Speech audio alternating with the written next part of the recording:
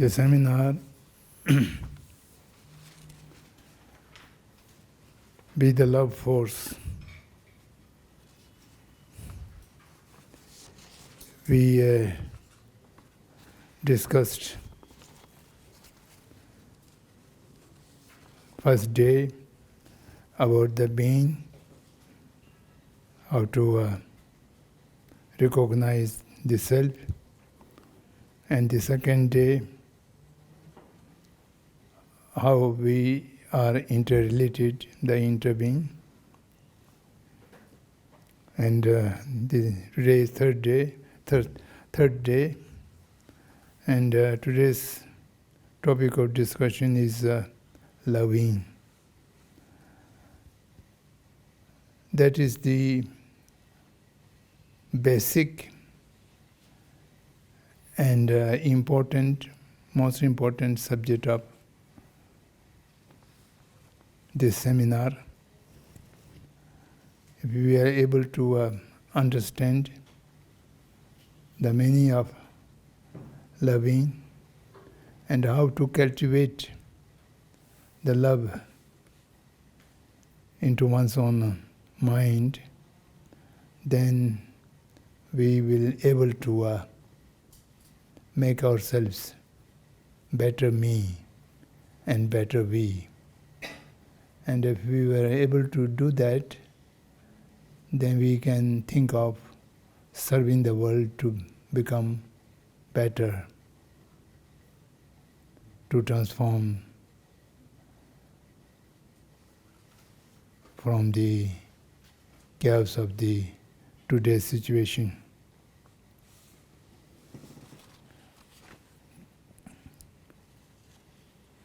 In English language, loving or love is used quite loosely, and it can have a number of meaning which can be conveyed by this word.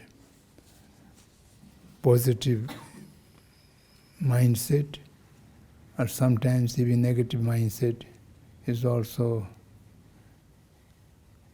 calling love or loving. So we shall have to discuss the matter, exactly what we mean about it, from the words used in ancient Indian tradition, including the Buddhist tradition. They have certain technical words for these different kind of mindsets. So actually, what we are talking about, be the love or the love force, is referring to the Sanskrit word karuna, mahakaruna, karuna and mahakaruna.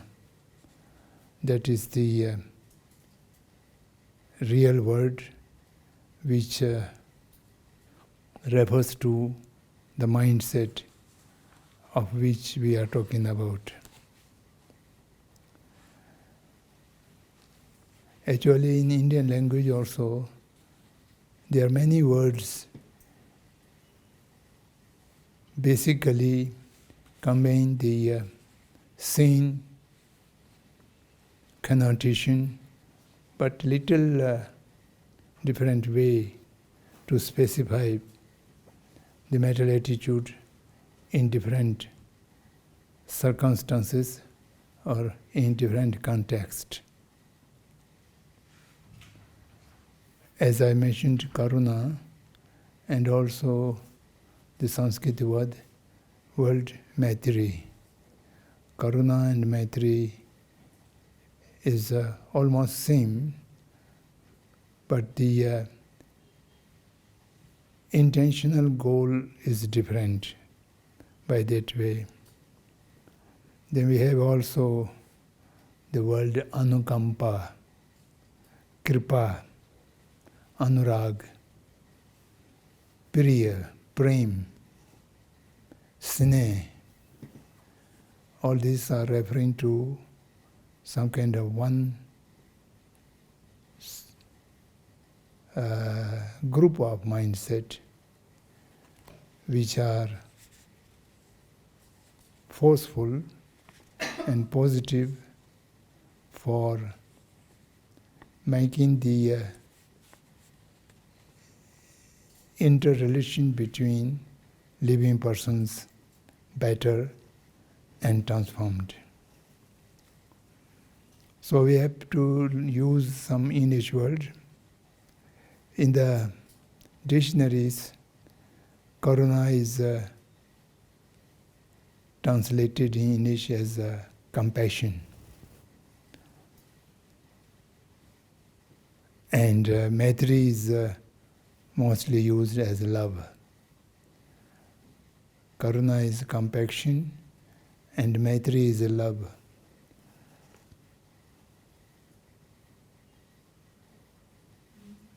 But these are, I don't know how origination of the English words. Then Anukampa and Kripa are being translated into kindness or affection. Anurag is that many times translated as attachment. Usually attachment is considered to be on the side of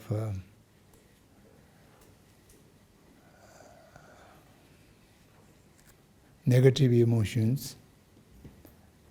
Anyhow, of course, anurag is also sometimes only rag that may refer to attachment as well.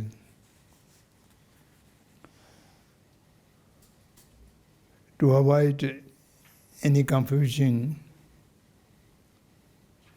in our discussion, we shall use the compassion as karuna and love as maitri. So now this is our agreement to use these words. So I will use love as maitri and karuna as compassion as karuna.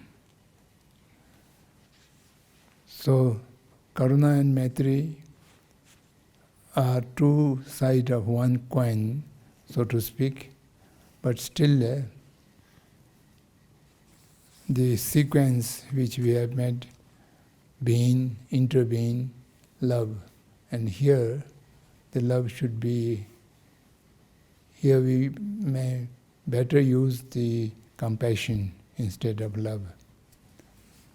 Karuna and maitri, difference these two mindset is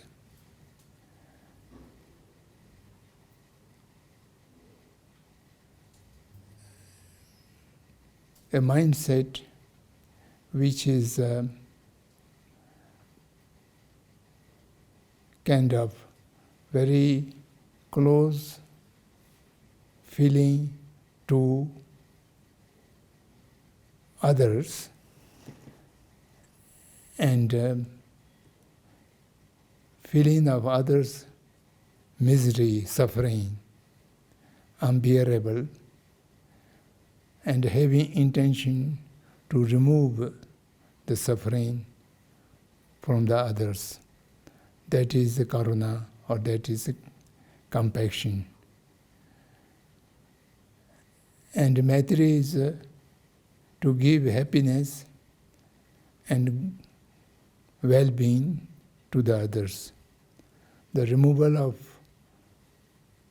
suffering, the intention to removal of suffering is karuna, and the intention to removal of giving of happiness and comforts is the maitri. So here we are talking about loving. In this sequence, instead of love, we may use compassion. I will use compassion. Compassionate mind is a mindset which feel the suffering of others similarly as of suffering of one's own, and by that way have a intention and determination to do everything to remove the suffering from the others. To remove the suffering from the others without any expectation of return or of expectation of self-benefit. That is the real compassion. In ordinary way, we usually, without much effort, we usually do have intention to remove suffering from the others, but that is always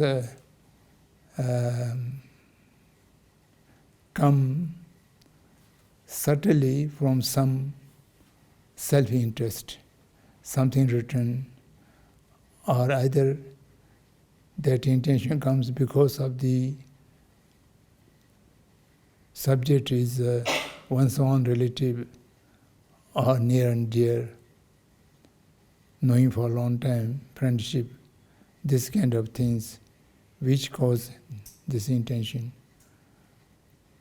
The compassion means intent to remove the suffering without any self-interest, without any self-motivation, completely for the sake of others. That is the basic thing one shall have to be understand. Human habit is equal. We have hatred, we have anger, and we have also kindness, loving kindness. So these loving kindness are not automatically become in the category of karuna, because all these usual things are come out of something self-centered. In the center, the self-interest is there, and thereby compassion and love apparently come out. But that is not pervasive to every sentient being. It is not applicable to every sentient being equally, then that is not real compassion and real love. So that we shall have to keep in mind. Now, how to cultivate a selfless compassion? It has a long process to train the mind, one's own mind. For the training one's own mind, the first step is to practice equanimity. Equanimity is a word which is used for the equivalence of the upekha, Sanskrit word upekha. Today in the ordinary Indian language, upekha is used for upech. Upekha is used for ignoring, not taking care. But here the upekha is not like that. The technical term upekha is equanimity, no difference, no distinction, no discrimination to all living creature, to all sentient beings. If our mind can have a feeling to each and every sentient being without any difference, discrimination. Without that, the real compassion cannot be cultivated, because you might able to cultivate the intention of removing suffering, but that would go only to selected individuals, selected sentient beings, and it cannot go pervasively the entirety of sentient beings. So therefore we have to cultivate this equanimity mindset through lot of practice and training. And this training is quite easy.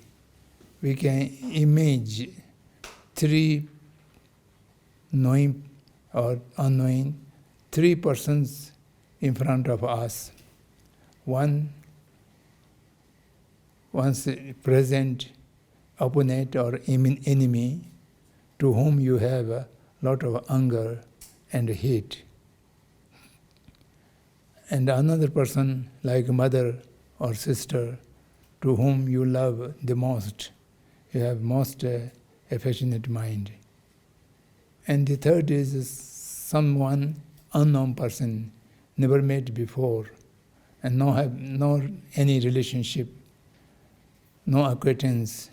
So these three kind of people, a person, a man or women, just imagine before you. Then you look to your mindset, how you see the loving one, how you see the hated one, how you see the unknown person. You have completely different way of dealing with them. When you see the enemy, your anger will grow, your hate will grow, and you might have intention to harm him or fight with him, eliminate that person. And to the loving one, you might feel very compassionate or a kind of nearness. And the third one, you have no bad feeling, no good feeling. Anything happen to that person, it will not affect much. That person maybe suffer. You will not feel that suffering is your own suffering. But the loving one, when you image, something suffering comes to that, you will disturb and you wanted to remove that. And to the enemy, some unpleasant comes to that person, you might feel happy. He should be like that, he should deserve that, so on and so forth. So this is, although the three persons are in the level of sentient being, living being, they are all equal. There's no difference. And the equal three person, you have three different kind of approach from your mind, feeling different feeling. So why? That need to be examined.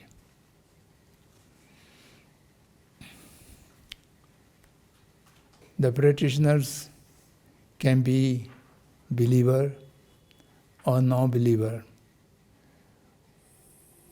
The believers might be follower of some religious or philosophical tradition, and if so, there are two groups. One group is believing rebirth, previous birth and next birth, continue of birth, and all things are happening through karma and karmic result. This is one belief. Majority of the Indian traditions, they believe continuity of birth, and they also believe the karma and karmic result. Good karma will give you happiness and bad karma will give you suffering. So someone, and then other one who are not subscribed to the karmic theory, they would be believing in creator, almighty creator, the God or something like it. In Sanskrit we call it Ishvara. The Ishvara creates the entire living and non-living universe. And their way of looking to the universe is different from the believers of the karmic theory. And then third group, maybe no believer, neither believe in the Creator, the Almighty God, nor the karmic theory, karma and karmaphala, just a secular person. Any of these three different persons can practice equanimity by arguing with oneself to rationalize why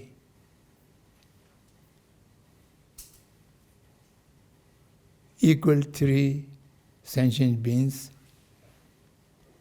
I have a mind set to deal with them entirely different. It is based on reality, substantive basis. Is there some reason, or it is only my imagination, my conception of thought produced all these differences? So by this way, if you are a believer of karmic force, then you can say, I hate this person because this person has done harm to me, all bad things to me, therefore I hate. This person has so much benefited, and therefore I love. This person I do not know, neither he harmed me, neither he benefited me, so why I should care? So this is the basic reason. Then in that way, you may argue with yourself. The hate person might be your most loving person in your past lives. Many, many past lives, who knows? He have never been your mother, because we believe that all sentient beings are at many times one's own mother. So, why forgot those kind of kindness? And only this life's something happening is keeping important. And similarly, the loving one might have your most hated enemy in the past lives. And the third one is also, it might have your enemy, it might be your most loving person. So countless lives have been there. So all these relations are keeping change in accordance different situations, different causes. So therefore, only this life's happening is considered to be a solid reason to have different approaches to the different persons. So this way, no differentiation between the other sentient beings relating to one's own benefiting or harming or just neutral, they are all going on changing. And apart from that, during this life also, my loving one might become my enemy sometime due to certain few small reasons. Using of some language might be irritate the person and then go on argument and fighting. And this enemy is also If I try, it may become my friend. And the neutral is also both way. It can become my friend, it can become my enemy. So therefore there's no certainty. All these are changing in accordance with the circumstances. Even you are a believer of Creator, then everything is a creation of the Almighty. Almighty have created this as enemy. It must have some purpose and reason why He create this my opponent, why He create this my loving one, why He create this neutral person. All of them creation of one Almighty. They are all of them has the essence of the Almighty's blessing. Then who I am to differentiate them? This is near to me, and this is opponent to me, and this is I can just ignore. So I cannot do that. The creation of the mighty, Almighty, creation of the Ishwar, I must respect, I must love equally. And the immediate reason, their behavior to relating with me were in this life different, that might also be wishes of the Almighty, and it must have something, some great purpose. So by this way, the Ishwarvadin, the believers of Creator, can also practice by this way, cultivate the mind of equanimity to remove the difference way of approaching to them, way of feeling to them. And you are absolutely secular person, and that person also can argue through secular way. Was this opponent is just opponent right from the birth? No. I was unknown to him, and then thereafter he was a neutral person. Then on certain circumstances we have some argument, difference of opinion, and we have fight, and then he harmed me. To becoming the person opponent to myself was just causelessly, naturally become, or it has some cause. The cause was, what is the real cause of my differences? And I might have contributed to that cause. So therefore, due to hate and anger, I completely forgot to examine the real cause. And the real cause is not justifiable. So then why not I convert this person to my near and dear, to my friend, and that will benefit that person as well, and myself also. To remain immunity is no beneficial to anyone. And the neutral person is also a person. He or she might be very beneficial to me if I properly related to that person.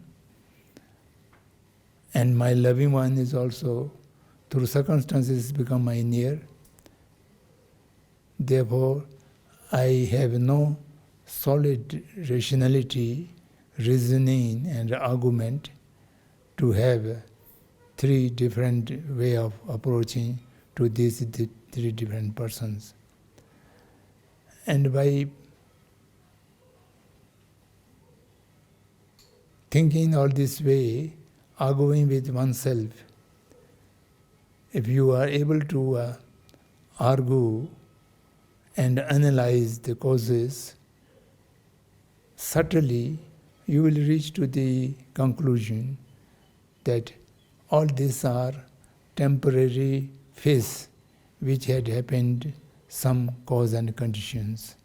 And those cause and conditions are always remain changeable.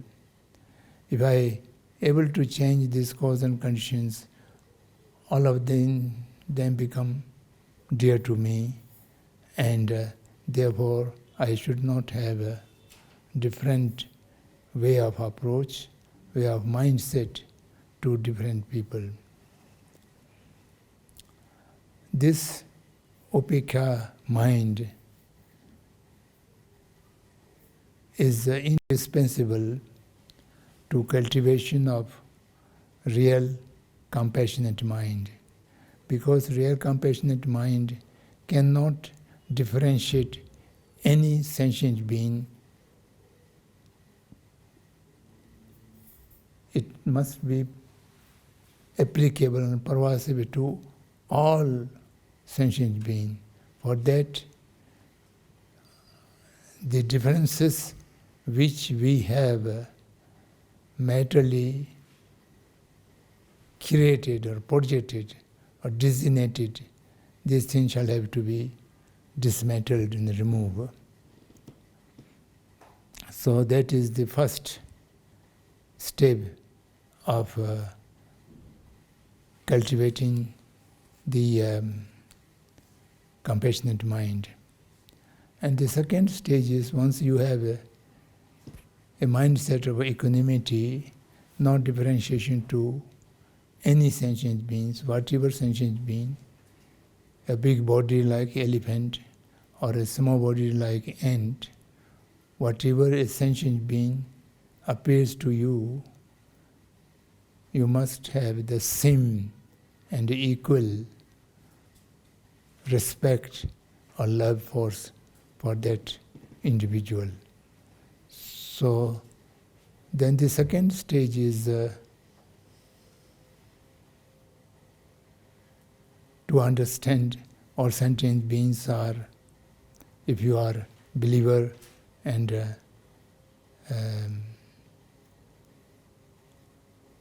continuative life believer or the Buddhist or some Indian tradition, then you can cultivate the mind to recognizing all sentient beings as your mother many times in the past life, and will be in this coming life as well if you are not enlightened soon.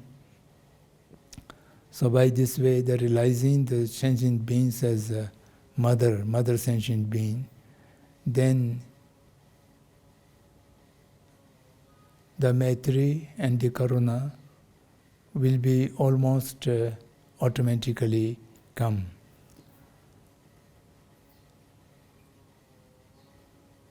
Then you are a believer of Creator, then of course each creation of Almighty is holy and sacred.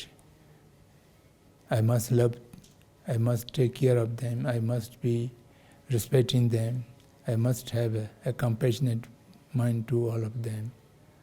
So by this way,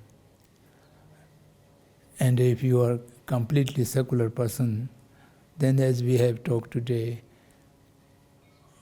each and every our well-being, survival, and even our existence is depend on, it is the kindness and obligation of the others, other sentient beings, directly or indirectly.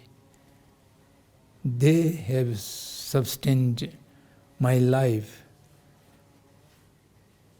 my happiness, my well-being. So therefore, how I can ignore them?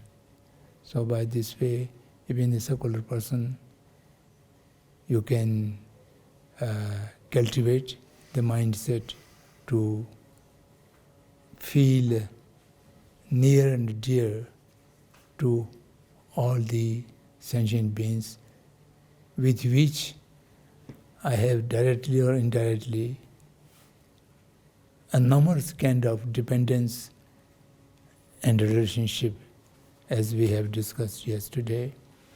So by that way, I must have a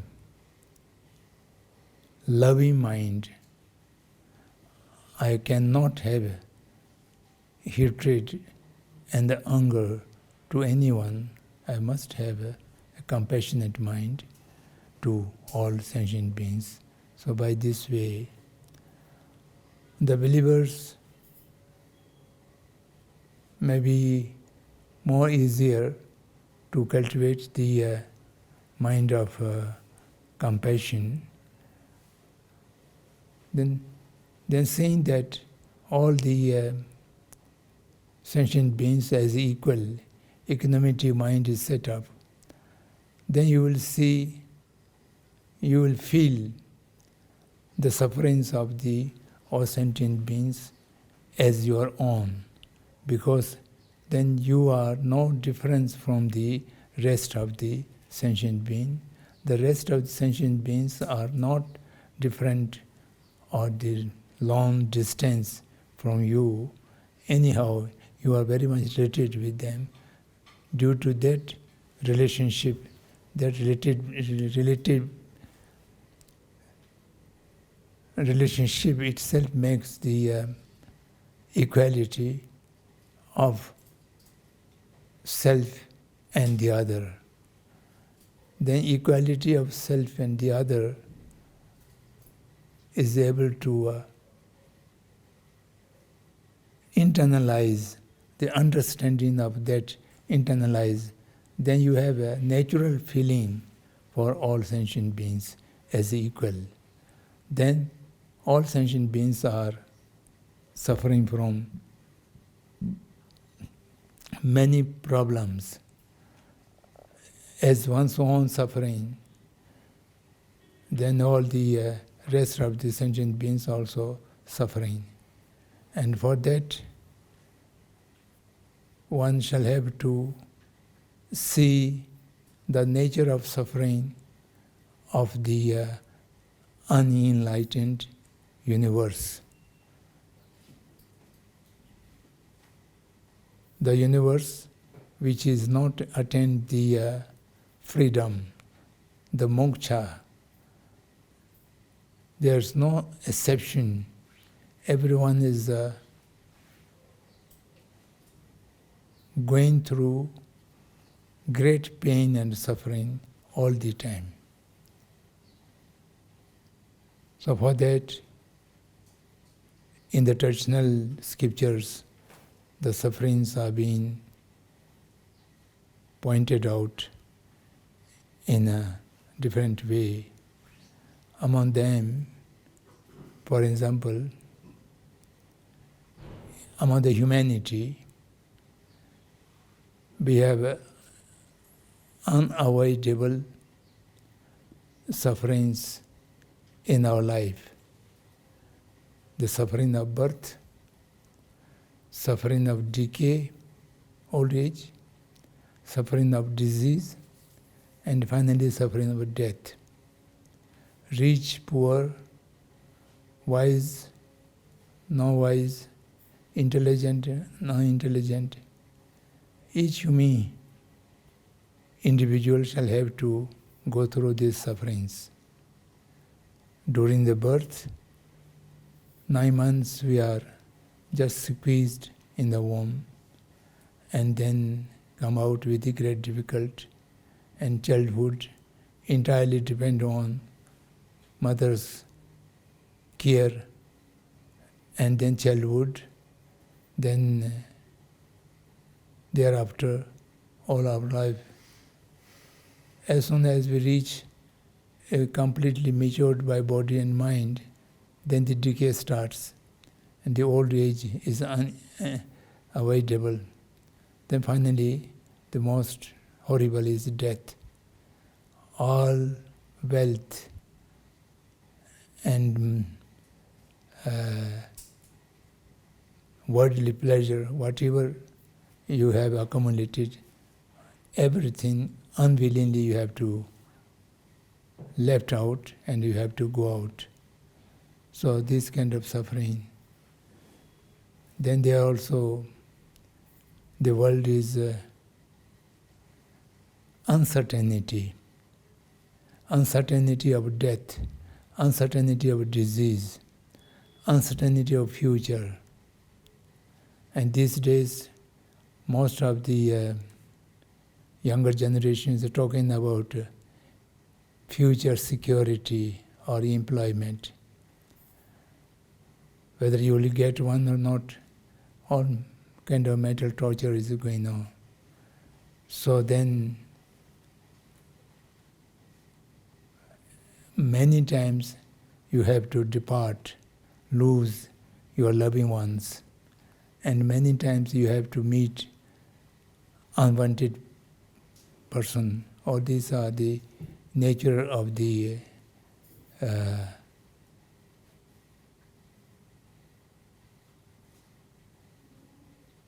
world in bondage of karma and kleshas. They have to go through this kind of suffering. So actually, in this world, there's no real pleasure, real happiness. In Sanskrit, we categorize the suffering into three categories. One is dukkha dukkha, means the misery of misery. And the other is paranam dukkha, the changing misery. And the third is sanskar dukkha, the basis of pervasive misery. The disease, the decay, the death, the pain, all these are dukkha dukkha, the misery of misery. Everybody knows it is pain, unacceptable. It gives suffering. And all the worldly pleasures are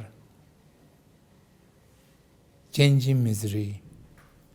In this world, what we consider to be comfort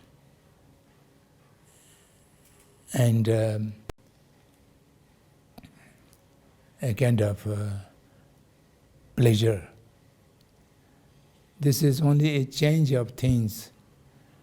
For example, you are working for a long time and you are exhausted and you feel continuous working is painful.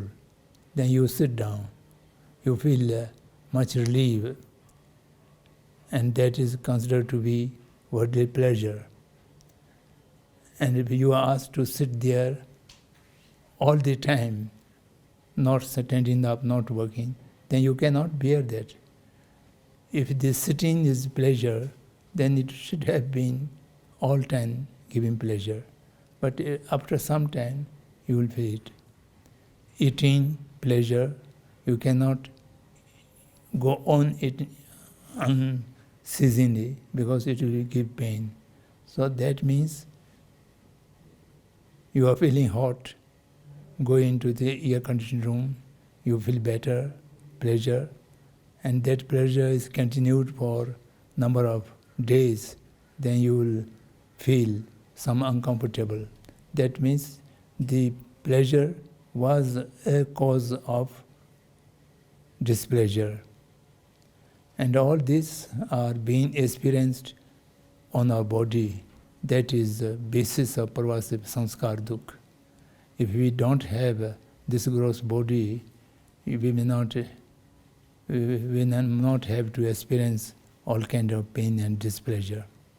So this is, the body is bound with our consciousness by the karmic force or by the Creator. So we cannot separate it unless the death comes.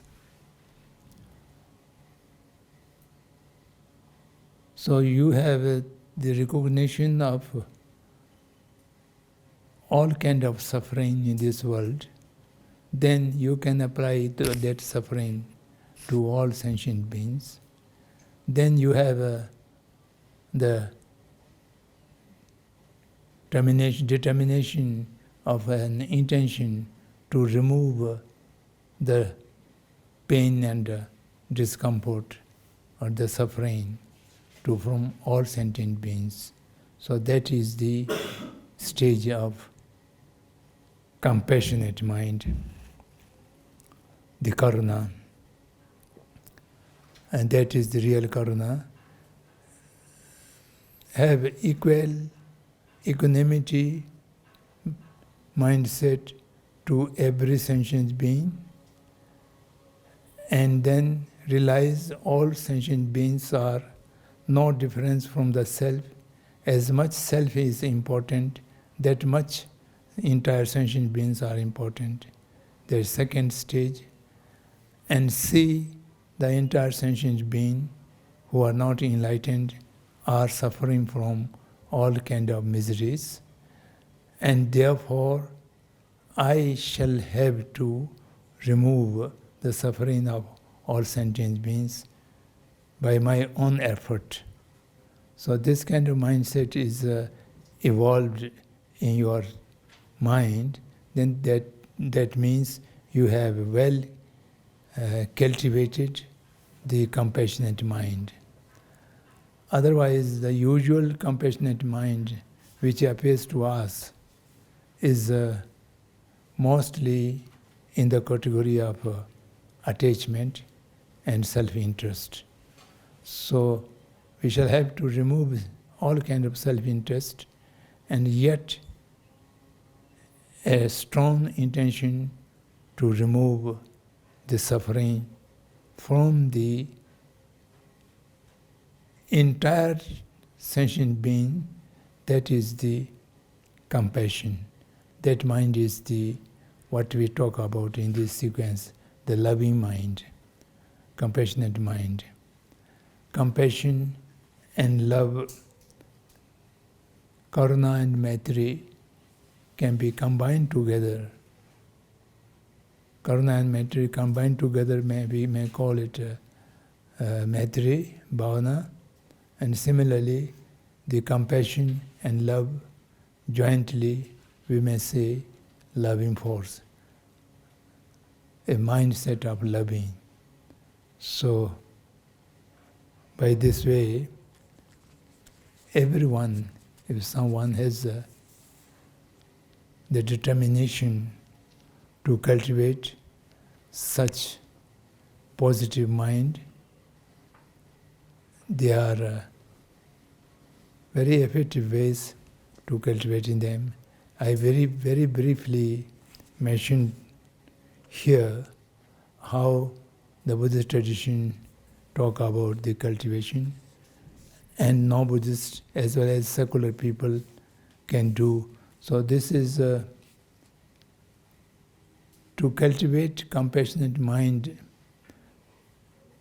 through a spiritual tradition that would be very appropriate and easy. Even the non-believer, it should not think that compassionate mind cannot have in the non-believer's mind. It can have in the non-believer's mind. Complete secular person can also cultivate such kind of mind.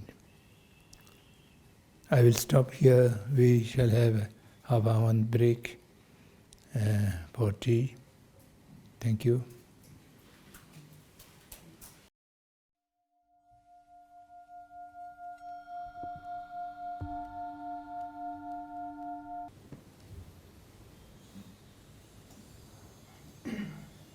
Yes, it is very true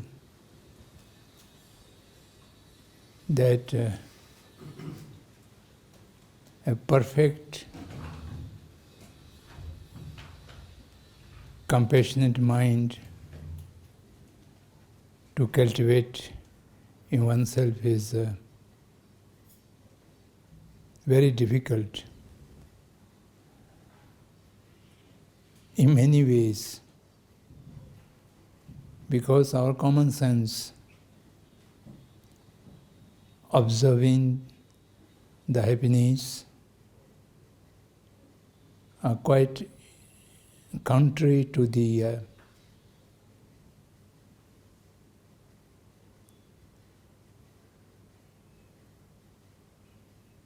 facilitating anyone to cultivate the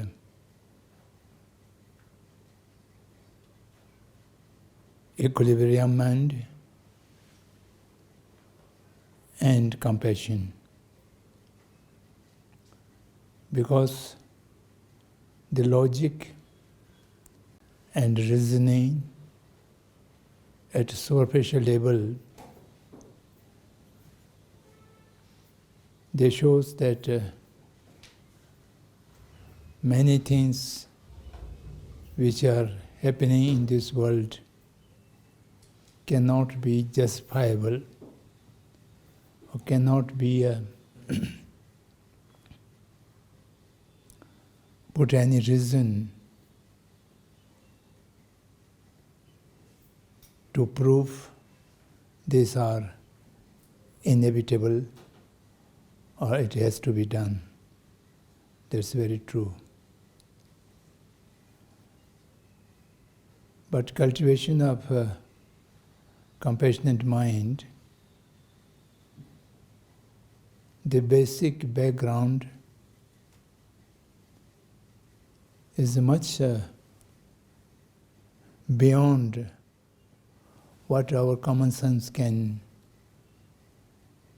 conclude or comprehend.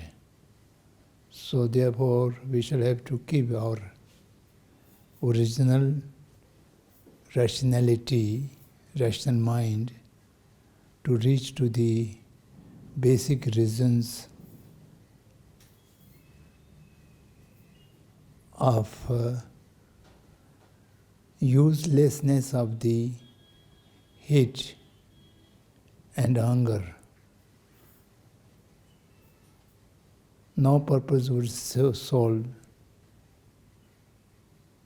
by reacting the action in similar way.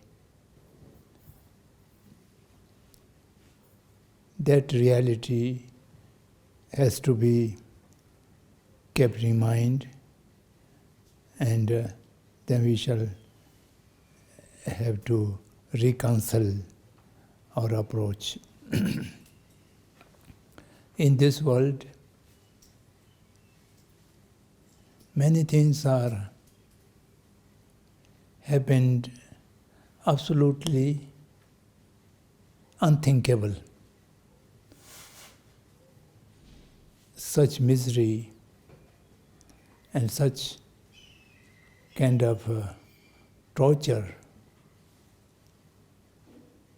done by human beings to fellow human beings.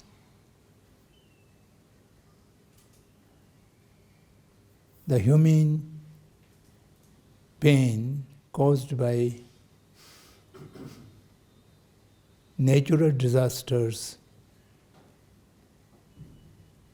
they are understandable.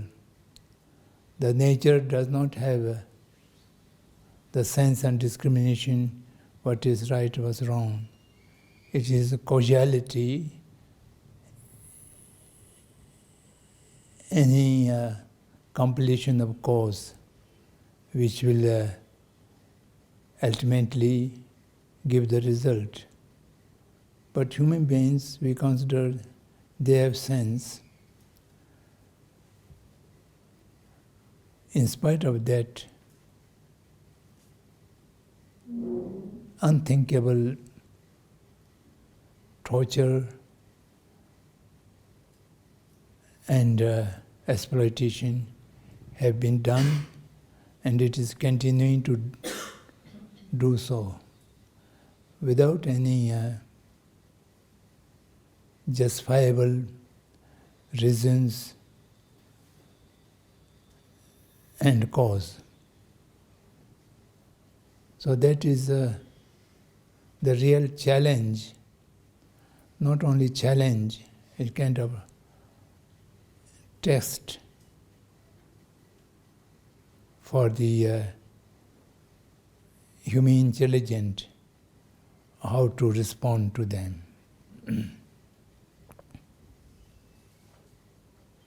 In recent times,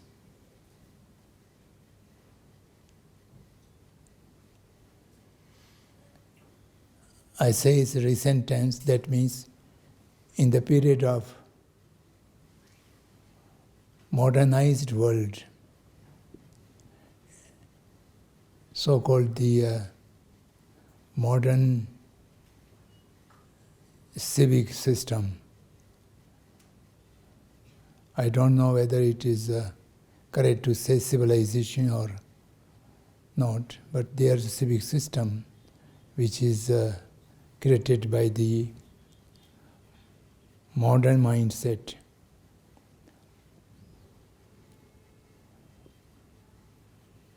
In which period the things we are remembering which are happened during our lifetime,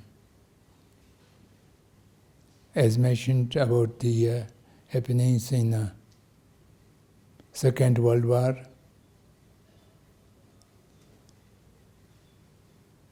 the cleansing of race,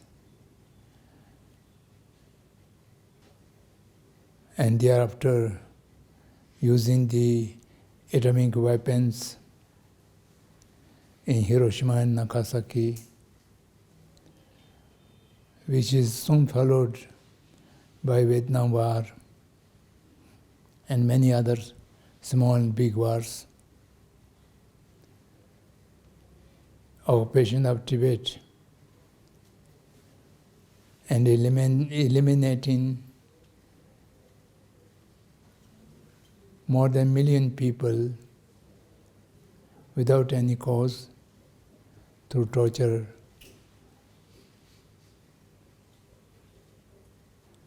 And many other unthinkable things.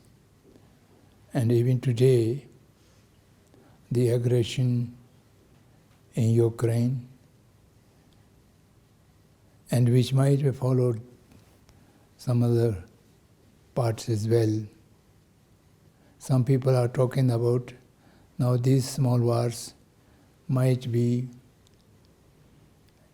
finding excuses for Third World War, which may be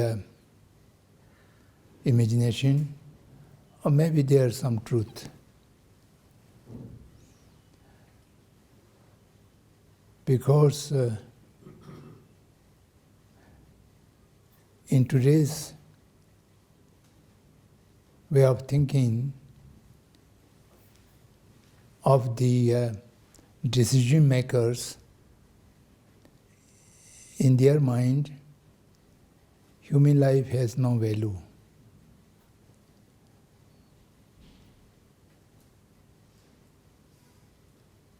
A bullet and a human life. The bullet is more valuable than the human life. As I mentioned day before, perhaps yesterday, the market-oriented economic structure, the structural violence is so immense. And apart from that, to keep the weapon market going on, there must be excuses for using the weapon. Big or small,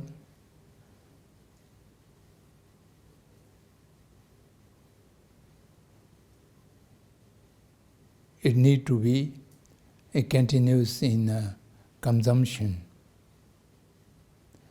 As I mentioned before, small wars have been dragged for decades. Vietnam War, in our memory, remained for 19 years. It was not for winning the war, neither it is ceasing the war. It was to continue for the consumption of the weapon productions. The producers need the market. The market can only survive if there is constantly consumption of it.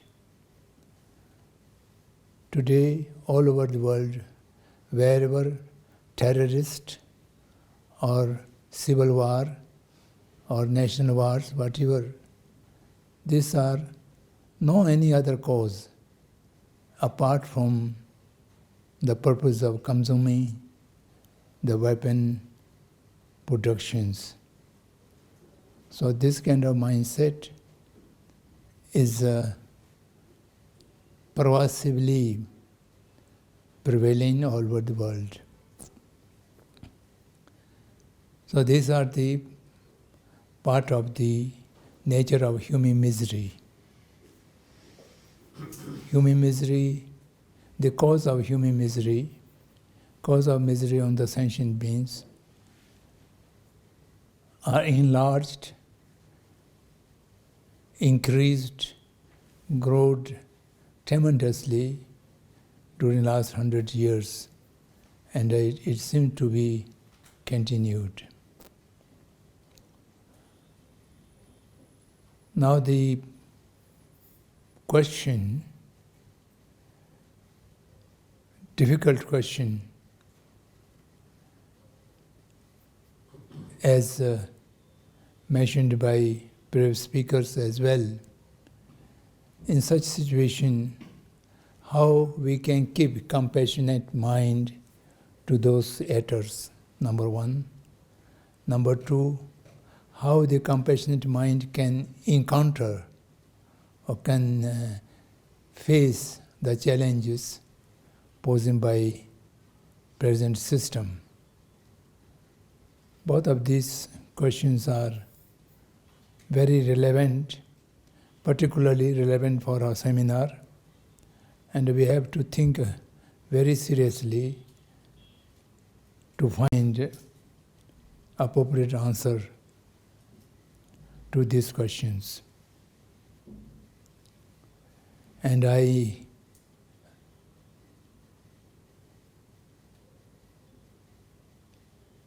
honestly ask each one of you to find answer to these 2-3 questions which raised just now. Unthinkable injustice done by humanity against the humanity, how it can be encountered or faced by a compassionate mind.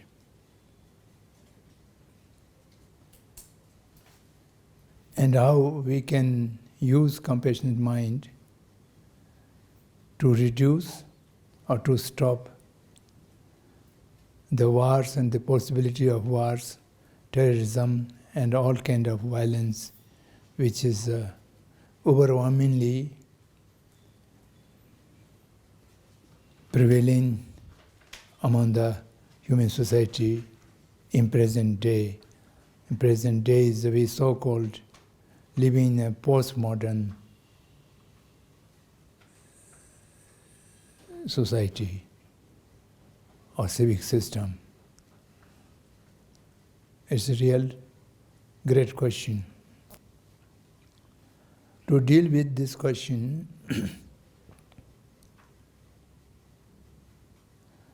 I would submit to you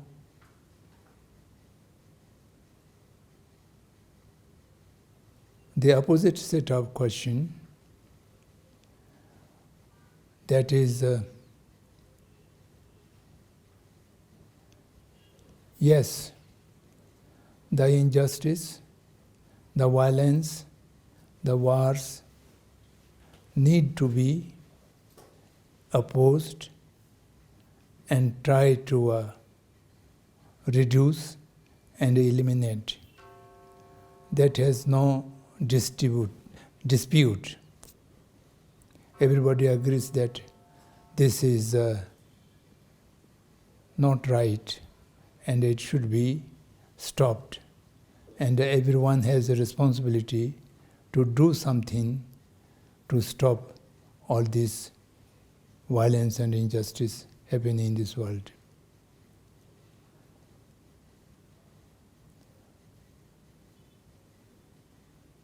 Now, there are only few options to facing these challenges. The first option, which the humanity usually take, is just retaliating. If someone does violence, and the violence should be faced by counter-violence. The anger should be faced by counter-anger.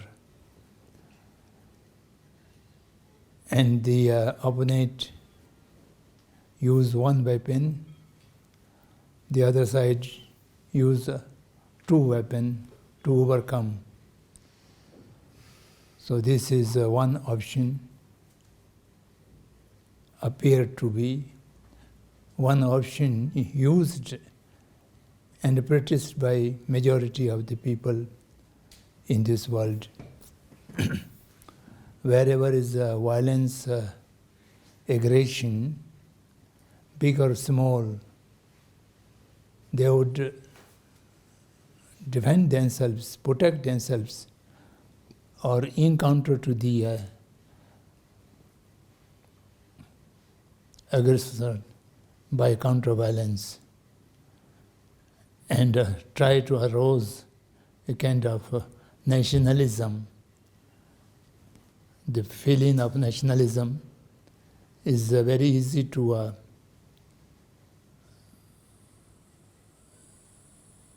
exploit human anger or human determination to fight against the violence. So that is going on.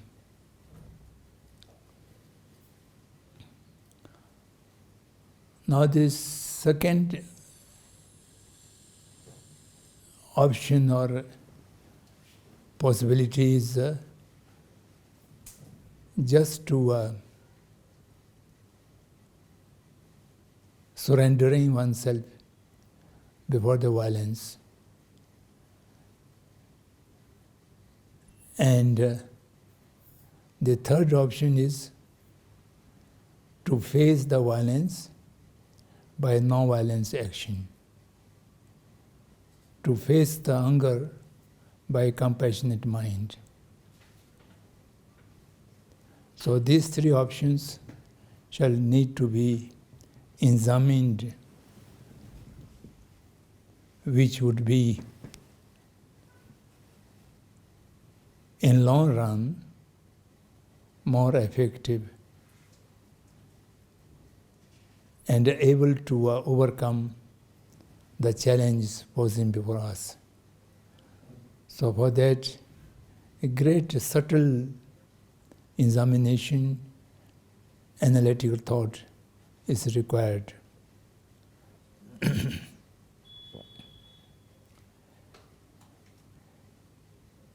In natural law,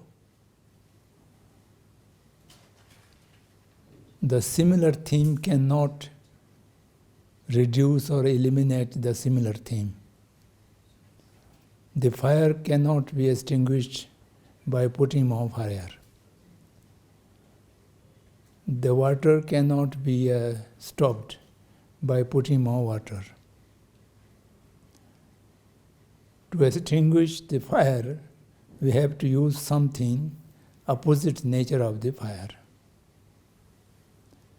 To stop, to dry up the water, we shall have to use something which is the opposite nature of the water. Otherwise, putting the same thing will not be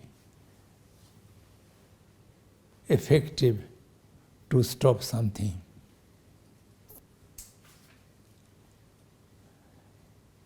That's why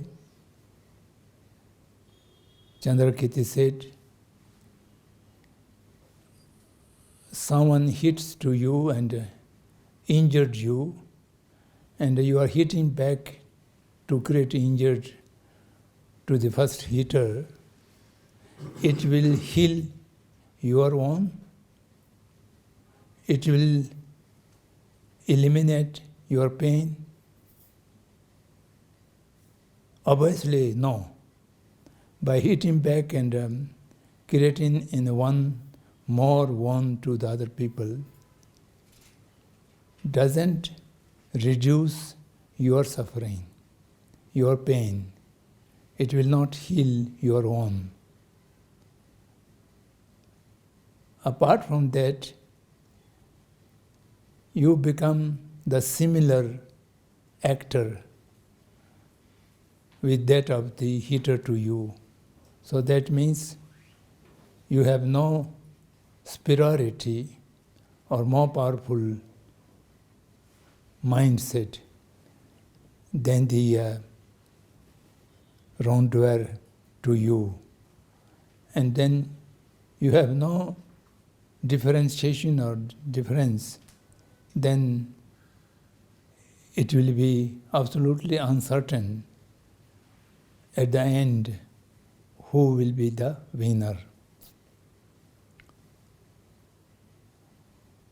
By hitting back, your wound is not healed. On the contrary, you have accumulated a negative karmic force if you are a believer of karma and karmic result theory. By that way, you have earned the cause to experience similar pain in future life. Even you are not a believer of the karmic theory, you have caused the other to again attack you by your reaction, and it is not make an end to the attack. By counterbalance, it will aid to the hate and anger of the other person, and it will perpetuate the violence at in continuum. And this logic is applicable for the groups, for the nations, and for the world war as well. Any kind of war has no positive object. Neither it can achieve any kind of positive result. That is obvious to everyone. In spite of that, people choosing going into the war in the name of territory, name of nationalism, and many other excuses which are not unjustifiable. Now in reality, to resist the injustice and violence by the opposite force of compassionate mind, then you have a hope, you have a chance to win over the other.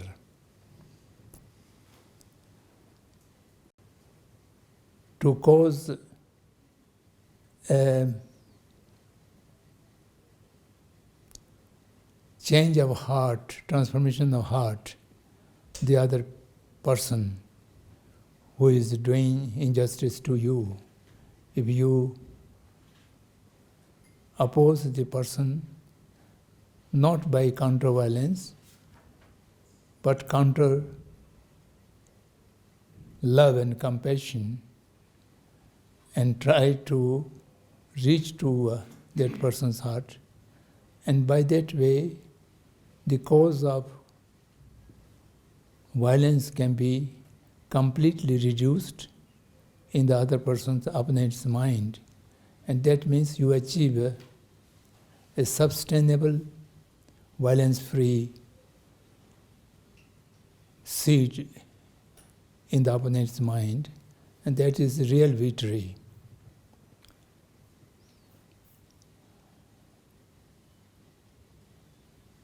This principle is not easily applicable to those things as mentioned, the genocide as that happened in the Second World War or in the occupied Tibet and many other places in recent times. Our mind may not be in a position to apply them. Actually, the non-violence resistance have not gone through test and experiment anywhere. But Gandhi and thereafter Martin Luther King, the few people have experimented the compassionate and non-violent reaction to the injustice. And they get success. They get success with great difficulty because they are not able to find many people or sufficient number of people who could cultivate real compassionate mind and oppose the injustice. Gandhi has said several times, if I could have 100 qualified satyagrahis,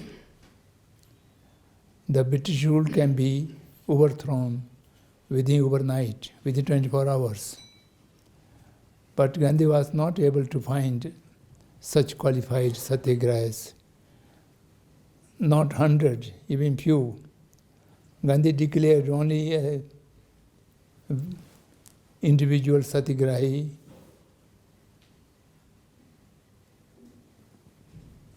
Only one person, Vinoba Bhavi. Because to cultivate real compassionate mind, completely free from hate and anger to the opponent, is real difficult. Physical violence can be controlled, but mental violence and mental disliking and anger, it will take a very long time to train the mind how to control and how to reduce this. His Holiness the Dalai Lama was talking about with Sophia and Kwa a few years back to experiment or start compassionate revolution. Compassionate revolution refers to a revolution of a human mind in the individuals in the beginning, and by those individuals who become better me can build up a better we, and through that the world can be liberated as a better world.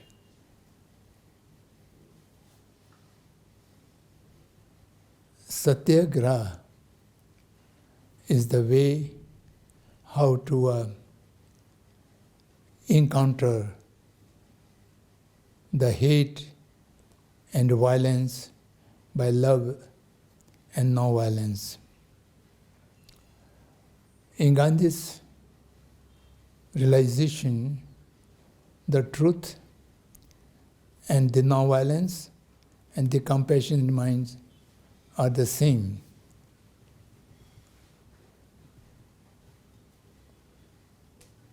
There are not much difference.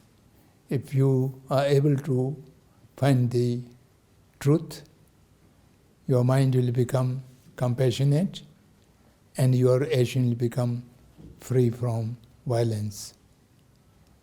And with that kind of satya, that kind of truth. Agra means insistent, not losing one's sustaining with the compassionate mind and non-violent action, yet to say the wrong is wrong, injustice, injustice, and make effort to stop them till it really comes to an end. So the first difficulty is to accumulate, to cultivate compassionate mind, and secondly, to sustain it and continue to oppose the violence and injustice till it comes to an end. Even one have to give up one's own life, this insistent, the agra should not be stopped. And this interpretation of Gandhi's way to oppose an injustice through compassionate mind, because without compassionate mind, if your mind is full of hate and anger, yet you keep yourself from bodily action of violence, does not make any force, because body, mind, speech, all the three doors of a person's action shall have to be in one direction, consolidated. So that is why until now the compassionate revolution or compassionate encounter to the hate and anger or violence has not been fully experimented. So therefore we are not able to put examples. We find only the examples of Gandhi and Martin Luther King, or very few people in that matter. I also used to say to my Tibetan friends, if 10, 15 Tibetan people become completely compassionate to the Chinese authorities, the Tibetan can be free within no time. During the 1950s and 60s, in spite of Tibet, a Buddhist country, the people were not able to remain non-violent. They have revolted violently, and arms usage and fighting for quite some time. And only the Tibetans free from physical violence 1977, after great effort of His Holiness, we are able to stop any kind of violence inside and outside Tibet against China. And if we are able to remain completely in the Buddhist way, non-violent in the beginning, China might not be able to occupy Tibet, I believe. But that is the past thing. It is very difficult. But we cannot leave just saying that it is difficult, because there is no any other way. Putting fire on the fire will increase the fire. That is a natural phenomenon. Violence encountered by counter-violence will increase the violence, and it may go to the complete destruction of the world. Therefore, the better we, better world idea or the movement must try to find experiment to create non-violent individuals from inside and outside. And if we are able to find true non-violent people, compassionate people, 10 or 12, I think that can do miracles in implementing the Isolationists' idea of a compassionate revolution. So therefore what I'm trying to say is that the action of genocide, the happening of the wars,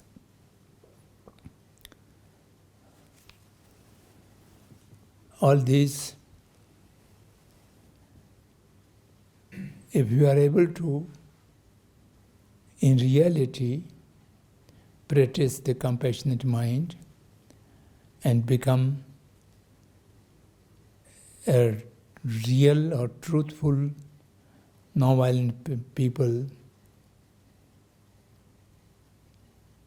I would say it will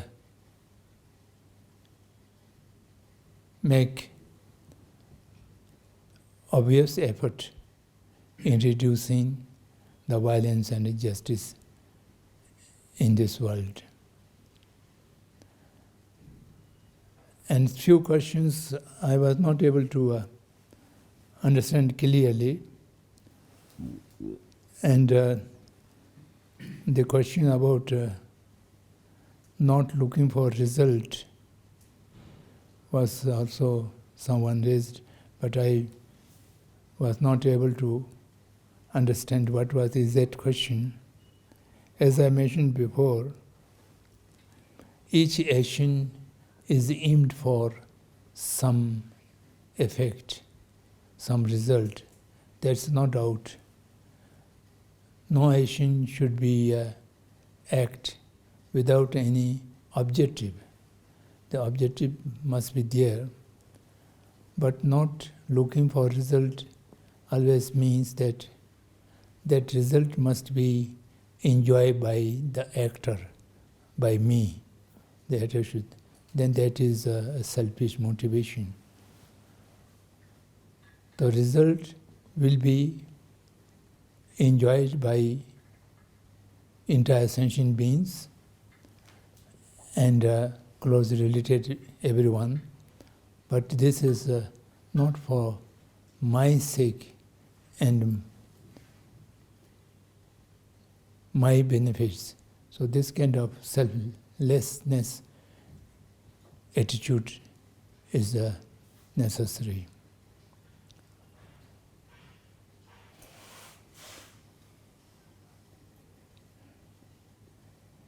We are talking about loving and loving force. As I mentioned this morning, when we are using this loving, is a combination of the meaning of karuna and maitri both, which are combined in compassion and love.